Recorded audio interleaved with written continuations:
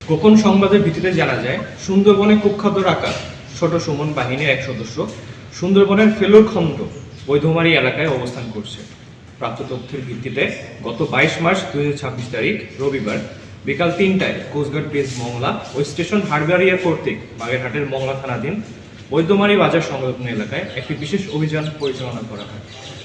অভিযান চলাকালীন উক্ত এলাকা হতে সুন্দরবনের কুখ্যাত ডাকাত ছোট সুমন বাহিনীর এক সদস্য ইয়াসিন শেখকে আটক করা হয়। পরবর্তীতে আটককৃত ডাকাতের তথ্যের ভিত্তিতে আজ 23 মার্চ 2026 তারিখ সোমবার মধ্যরাত 1টায় মংলা থানাধীন ধানসিঁড়িচল খাল সংলগ্ন এলাকা হতে একটি 1 নলা বন্দুক, 4 রাউন্ড তাজা কার্তুজ ও 4 রাউন্ড ফাঁকা কার্তুজ জব্দ করা হয়। আটককৃত ডাকাত ইয়াসিন শেখ বাগেরহাট জেলার মংলা থানার বাসিন্দা।